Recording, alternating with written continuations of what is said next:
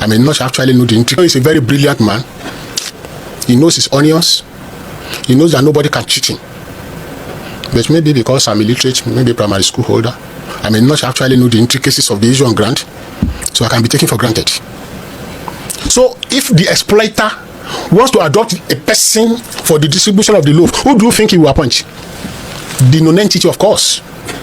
Because he can manipulate me. He cannot manipulate Obilo, because Obilo is too clever to be manipulated. So who is the non-entity in this case of the Nigerian Federation? Of course, you know now. Of course, everybody knows. Can you compare the West with the North? See, take your time. Listen to this video. It's not too long. Watch this video to the end. You see, I think Nigeria or Africa as a whole, as a country, as Africa as a continent, was designed to fail from the beginning during the time of amalgamation. Right? The country, Africa as a continent, was designed to fail from the beginning because the West already saw the future of Africa, Nigeria. That if they allow this country, the West is going to fail because they already saw the future, the potential in Africa, the resources and everything. So that's the problem, because they said when the foundation is faulty, the entire building is also faulty. So for you to fix the problem from the top, you need to go back to the root. So the foundation is faulty, and that's the problem of Africa today. Take your time, watch this video to the end, and please, if today is your first time coming across this YouTube page, please subscribe to this YouTube channel, hit the notification button, follow this page for more. Let's watch. Was not particularly interested in Nigeria as such. All that people were interested in were our resources. And he even went further to say, if we could get robots to exploit your resources for us to develop our economies, we wouldn't mind a whole lot of you being eliminated. But, he said, in the case of Nigeria, there is a difference. And the difference is that Nigerians are very hard-working and very intelligent. And they have got resources, most of which they know next to nothing about. If this country, Nigeria, with all these resources, both human and material, was to have an uninterrupted period of 20 years of peace and stability, it would be another Japan. Because these intelligent, hard-working Nigerians would come to know about their resources, they would use their intelligence and work hard and exploit those resources and develop their economy. A developing economy needs a market, he said. In our own case, you have no problem with the market. Your population is large enough to provide the market that you need. And even without that, the Nigerian market is the entire West African region and beyond. So you will have no problem with the market. Therefore, if you are given an uninterrupted period of 20 years of peace and stability, you will become another Japan, you would threaten our economy, you would be a thorn in our flesh. That was the view of this professor in 1967. And he therefore ended by saying that even after the Civil War, we will not allow you to rest. We will create one problem after another for you. Knowing this, therefore, I feel that in spite of our shortcomings, which I must admit we have, there is a kind of orchestrated campaign against Nigeria so that it may not emerge the economic giant that it is destined to be. Africa, historically, Sub-Saharan Africa, has been fundamental to the global prosperity of the advanced countries. Okay? And Africa had a role to play. It has a role as a raw material producer. We will not allow Sub-Saharan Africa to escape that. Okay, we do everything to keep Sub-Saharan Africa where it is, also impoverished. It's absolutely vital for the prosperity of everyone else. So let's get clear about that. Okay, and this means all the economic structures, all the global institutions, and the economics we teach everyone is all designed to keep Africa exactly where it is. And whether it is Europe or US, it's always the same.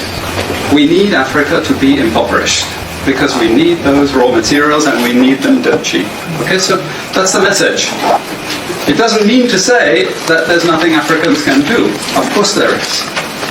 Okay, but this is the opposition that they're fighting. This is what it's about. Because if Africa does do something different, I assure you living standards of all those in Europe and North America are going to fall. Okay, and that is a big price to pay. I assure you that the West is not going to allow that without a big fight. Okay, so this is what it's fundamentally about. You made the point that the compelling forces emanated from two premises: the extant political disgust and the stinking military setup. With the Independence Constitution of 1957-58, the British went ahead to bequeath the bastardized legacy of the existing three regions to the nation in deaf defiance of all moral protestation. Explain. You see, as I said, let me make an analogy that I just made in one of my write-ups. There is an executive who has a 30-story building. So there was a crack in his office, 30th floor, and he had to call the engineer that constructed the edifice. There is a crack, please come and mend it. And the engineer had to go down to the basement. So he did not why the engineer went to the basement. He now was not disturbed. Engineer, where are you now? Come and fix this thing. The man said, sir, the crack you are seeing here is not to be mended here, but right from the foundation, because the cause was from the foundation. That's why he went to the basement. Lord Lugard said something in one of his books, which let me remember the title of the book: the dual mandate of the British in tropical Africa. Have you ever read the book? No. The dual mandate of British in the tropical. Okay, by Lord Lugard. Yes. He confessed in the book that Europeans did not come to Africa to help them, but to fight for their own economic interest. It was a brazen confession. It was a brazen confession. So whatever they did, you should not blame him. You should not blame the British. They have confessed that they came here for their own economic purposes. Whatever is your problem is your problem. They don't care. But so you blame them in this book? Yes, I have to blame them. I have to blame them because they are insensitive.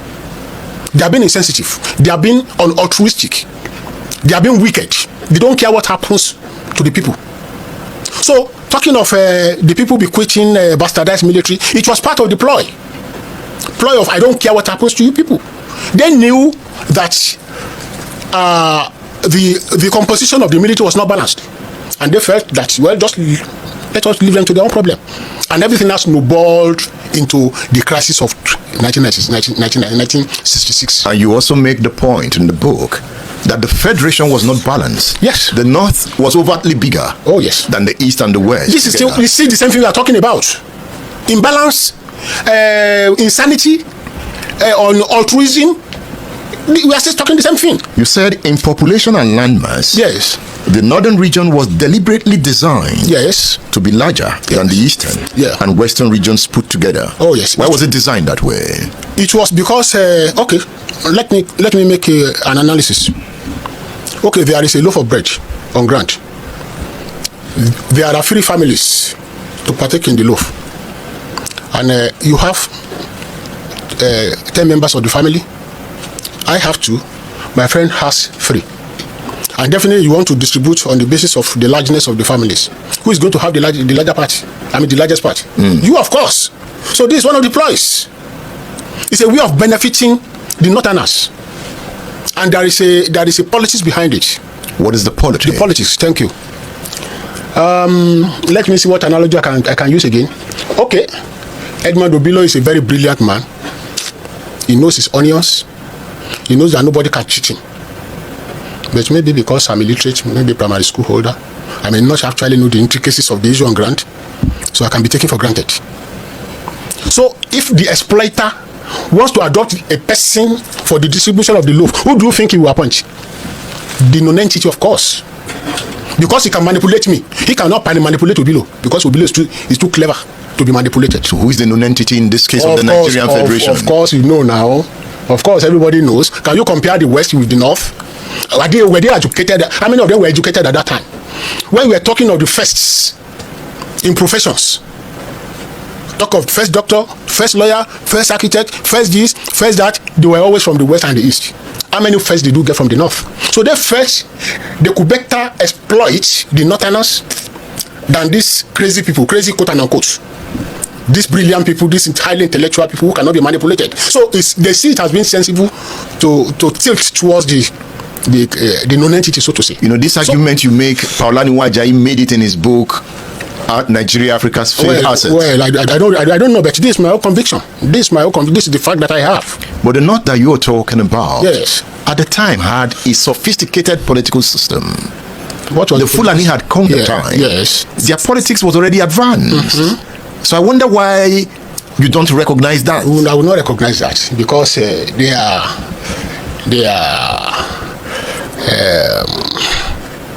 colonialists themselves. They are colonialists themselves. And to be a colonialist speaks of your political maturity.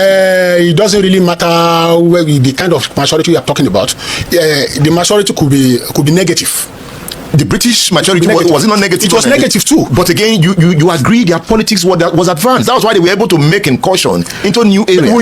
Will you compare the northern intellect with southwest intellect? So what did the southwest and the southeast intellect bring? Have you ever listened to the interview of Harold Smith? I heard some part of it. The British colonial secretary.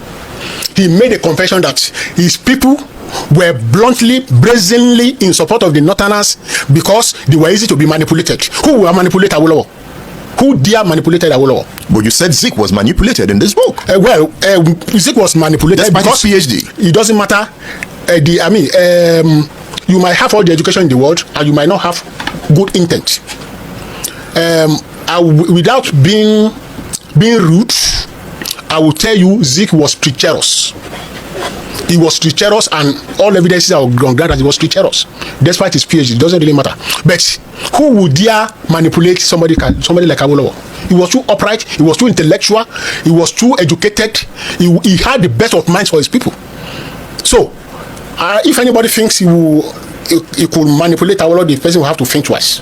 But these people were there to be manipulated. Now, let me give you another instance. When the coup of 2066 happened, 1966. Yes, the Northerners, under the leadership of Gowon, when they did the coup of July 29, they wanted to go. They were singing Araba. That is, let them go. Let the North go. But it was the British that came behind the door. Just don't go. It will not pay you. You better stay here, because they wanted to continue manipulating. The Northerners. So that's why the Northerners now put their agenda in reverse, and they were not singing One Nigeria. So everything was clear that the British was hell-bent on manipulating the North in their own interest, for their own purposes, which is still reverberating on us till today. You see, you listen to this video. You see some of that other video. I think that one is old video. I know. Just want to take you back to that one. You see, like I said, the West already saw the future of Africa, the resources.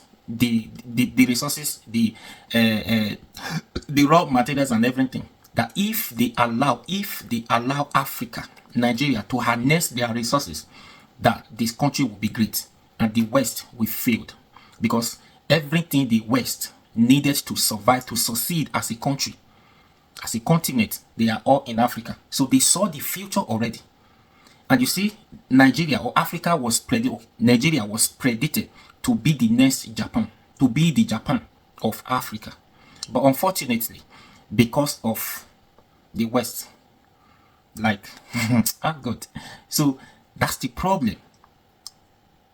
The West are the problem. Yes, we know. Because it was designed to fail from the beginning, by giving the power, like the other man said.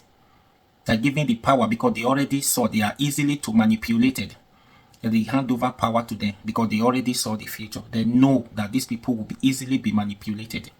Like the West and the East are very brilliant, intelligent people. They cannot be easily manipulated.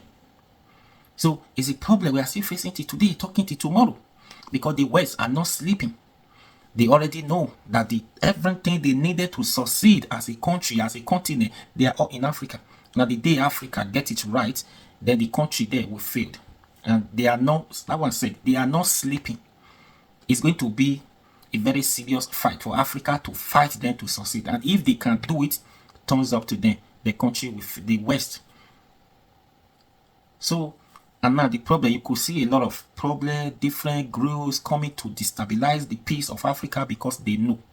That's why you see insecurity is not stopping, it's not ending.